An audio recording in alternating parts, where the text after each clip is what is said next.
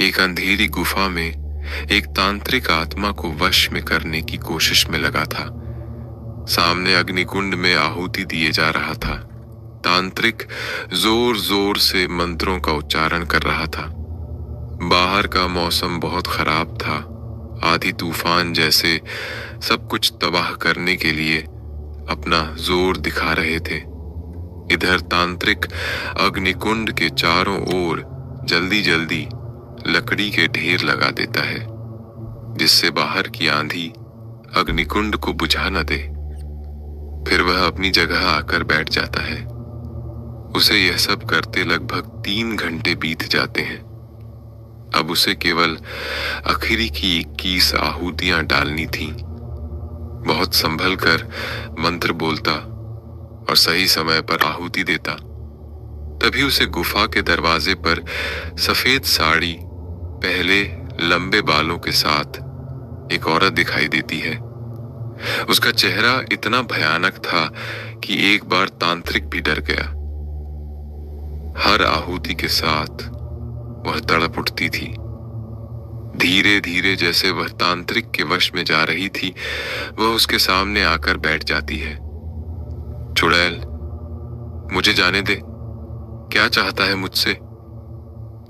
तांत्रिक बिना कुछ बोले आहुति देता रहता है। उसे अपनी आखिरी आहुति का इंतजार था।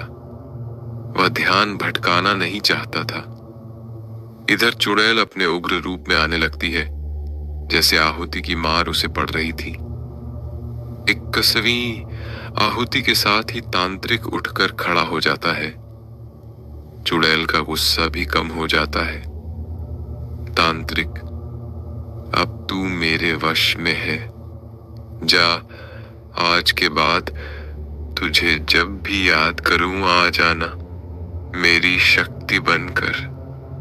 चुड़ैल बिना कुछ बोले गुफा से बाहर निकल जाती है। तांत्रिक, आज के लिए इतना काफी है। अब यह मेरे वश में है। अब मुझे अपना अगला कदम उठाना चाहिए। इधर इस सब से बेखबर यहाँ से सैकड़ों किलोमीटर दूर गुजरात में सेठ भंवर लाल जी के घर कई वर्षों के बाद पोता हुआ। यह खबर सुनते ही घर में खुशी के ढोल बजने लगे। पूरे मोहल्ले में मिठाई बांटी गई। सेठ भंवर लाल जी अपने पोते के आने की खुशी में पूरे नगर में दावत दी गई। कई साल बाद उनके आंगन में खुशियों ने दस्तक दी थी। लेकिन इस बात से भंवर लाल के छोटे भाई सोहन लाल को गहरा धक्का लगा।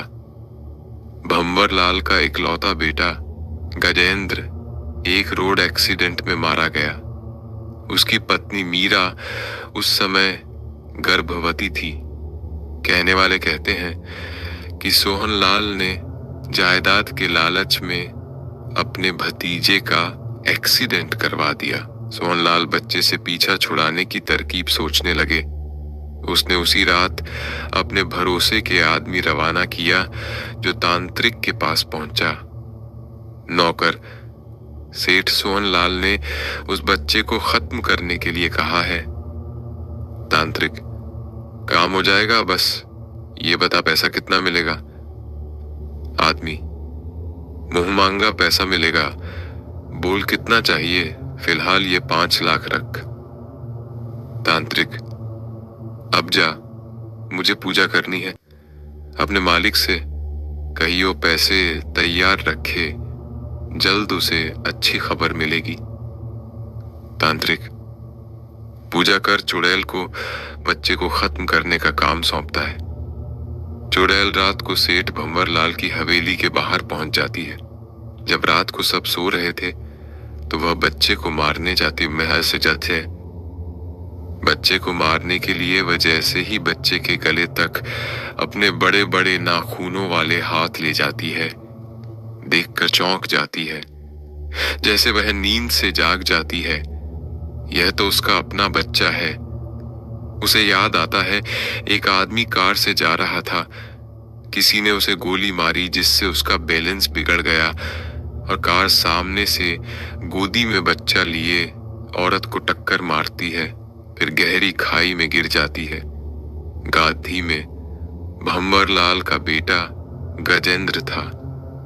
चुड़ैल, यह तो मेरा बेटा है, इसे जन्म मिल गया।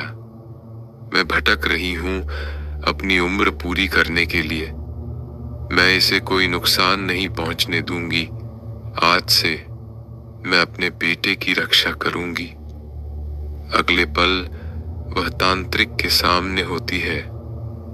तांत्रिक, हो गया काम, जा अब आराम कर। चुड़ैल, अभी तू पूजा नहीं कर रहा है ना, ही मैं तेरे वश में हूं। पहले यह बता कि किसने तुझे बच्चे को मारने के लिए कहा था। तांत्रिक, अच्छा अभी बताता हूं। वह अग्निकुंड की ओर जाने लगा, लेकिन चुड़ैल के एक वार से नीचे गिर गया। चुड़ैल उसकी छाती पर बैठ गई। तांत्रिक, मुझे मत मार, मैं तुझे छोड़ दूंगा। चुड़ैल, पहले उसका नाम बता। तांत्रिक, उसके चाचा सोहनलाल ने। चुड़ैल, उस बच्चे को किसी ने छुआ भी तो मैं उसे जिंदा नहीं छोड़ूंगी। यह कहकर चुड़ैल तांत्रिक के गले में अपने नाखून घुसाकर उसे मार देती है। सुबह सभी को सोहनलाल की लाश घर की छत पर मिलती है। उसके मुंह से खून बह रहा था, जैसे किसी ने छाती पर चोट की हो। चुड़ैल अपन अपने बच्चे के आस पास रहने लगी, जिससे उसे कोई नुकसान न पहुंचा सके। एक दिन भंवरलाल जी ने पंडित जी को घर बुलाया। भंवरलाल जी, पंडित जी कोई अच्छा सा मुहूर्त निकालिए बच्चे के नामकरण का। पंडित जी, रुको यजमान, इस घर पर तो चुड़ैल का साइया है। पंडित जी ध्यान लगाकर सारी बात समझ जाते हैं। वो सारी बात भंवरलाल जी को बताते हैं। भंवरलाल जी, पंडित जी इस सब से पीछा छुड़वाइए। पंडित जी, बेकर अमावस्या की रात है, मेरे घर आना, वहीं पूजा करेंगे, लेकिन अकेले आना। अगले दिन पंडित जी पूजा कर चुड़ैल को वहां आने के लिए विवश कर देते हैं। चुड़ैल, मुझे छोड़ दे पंडित, उस तांत्रिक को भी मैंने मार दिया। पंडित, मैं भगवान का भक्त हूं, उनकी मर्जी के आगे सारी शक्तियां नाकाम हो जाती हैं। तू यहां से चली जा। चुड़ैल, नहीं, मैं अपने बच्चे को बचाने आई हूं। पंडित, जिससे उसे खतरा था वो मर गया। तू जा, मैं तेरी मुक्ति के लिए यज्ञ करता हूं। पंडित जी के यज्ञ से चुड़ैल को मुक्ति मिल जाती है। उसका बच्चा ठीक से पलने लगता है। भंवरलाल जी के घर में खुशियां वापस आ जाती हैं।